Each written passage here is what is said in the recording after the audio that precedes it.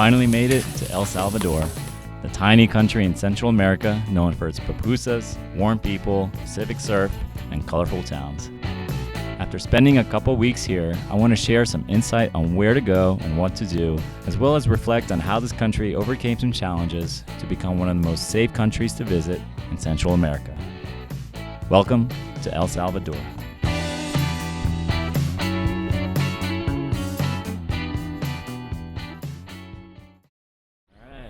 Te doy la bienvenida a El Salvador.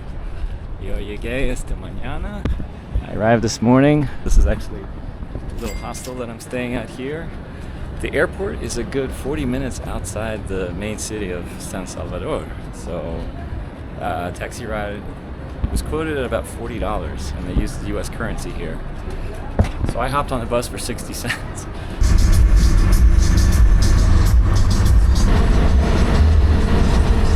People are really nice, very kind. They were able to kind of help me find the bus, kind of give me some directions, some information. Very basic stuff, but I appreciate little things like that.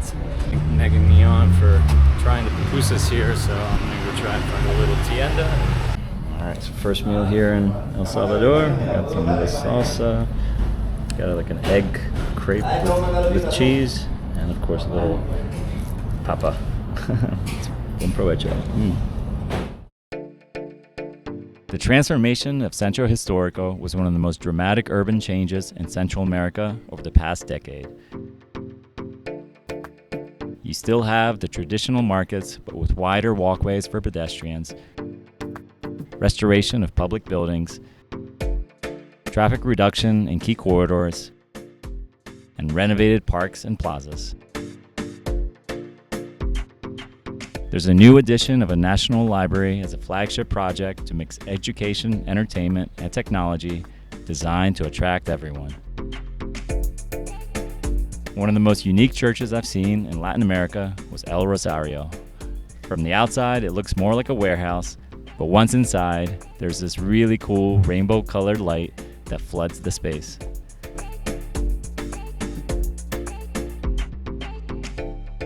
Much of the dramatic transformation of El Salvador is linked to the current president, Nayib Bukele. His policies have driven extremely high approval ratings, with many Salvadorans crediting him for restoring order and opportunity. Well, the food in El Salvador is actually pretty good. Corn, beans, cheese, and fresh ingredients are the backbone of almost everything. The food is humble, authentic, and reflects the country's culture and daily life, where meals are usually big and filling. The most iconic dish is the pupusa, a thick handmade corn tortilla stuffed with cheese and frijoles. They're cheap, filling, and you'll find them just about everywhere. Alright, so this is the one that was kind of recommended to me. Buenas. Yeah, this is perfecto. Yeah, and anytime you see a restaurant full of locals, it's always a good sign. This isn't even the busy time. Pupusas are normally served here with this kind of fermented cabbage, and then this red sauce.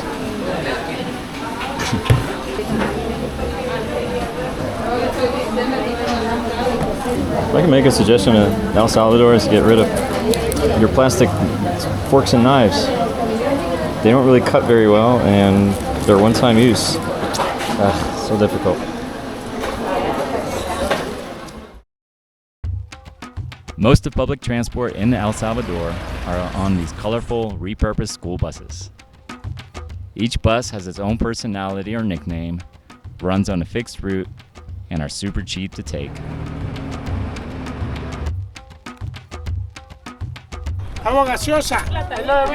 I've rode them a few times, and they're not luxurious by any means, but definitely authentic. There are small bars that pay homage to these chicken buses, as well as some places that convert them into restaurants. I recommend getting the Especial kind that offer air conditioning and baggage storage. Personally, a motorcycle or scooter is the best option out there. The roads of El Salvador are remarkably put together, and are a joy to ride in the higher elevations. The Ruta de las Flores will take you in a nice circle from Santa Ana through some smaller towns and villages that I really recommend doing.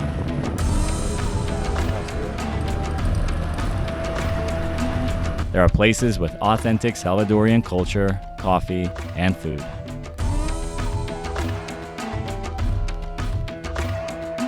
There are flowers too, but don't expect to be blown away.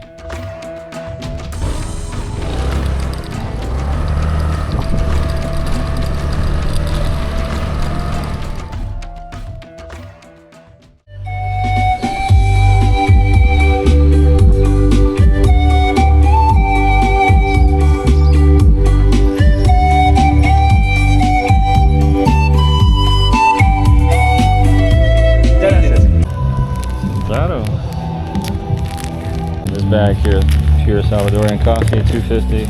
I'll go grab it.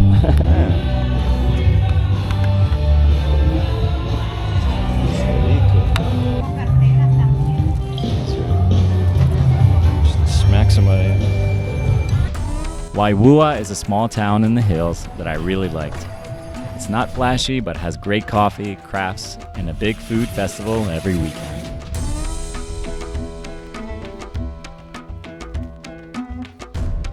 The portion sizes are massive, and for the price, well worth the money.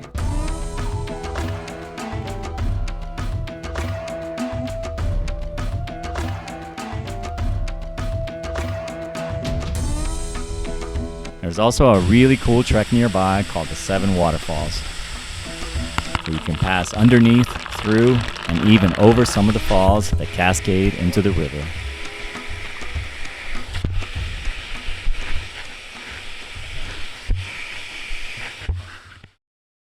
El Salvador's coastline is one of the country's biggest surprises.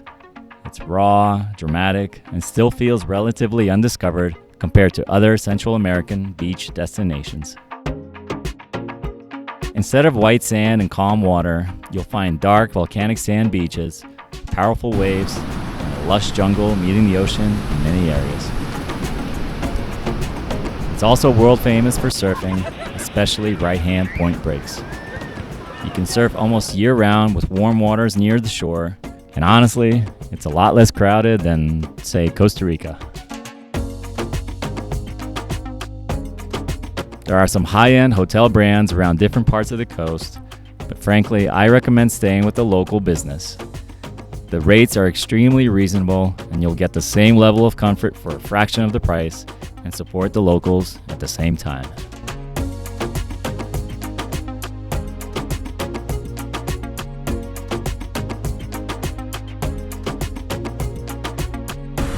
El Tunco is the most famous social surf town in the country.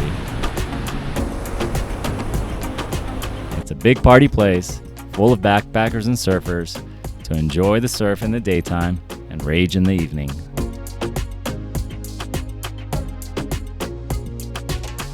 Also, the first place I got to try a ceviche being served from the trunk of a car, and it was worth every penny. My little video on El Salvador. I'm finishing up here in La Union. La Union here is called the Espíritu de la Montaña, or the Spirit of the Mountain, where it's basically a confluence of three countries. We've got Nicaragua, Honduras, and El Salvador, all kind of facing the Pacific Ocean. And as the sunrise kind of casts over them at around 5:35 in the morning tomorrow, I'm gonna do a little flight and capture some of the magic here. This is the first time I've been in a forest throughout this whole trip. The air here is extremely good. It is so nice to decompress here and to just enjoy the last couple days in this very interesting and quite memorable country for me. I do like it. Yeah, so I'm gonna head down. There's a little mirador here.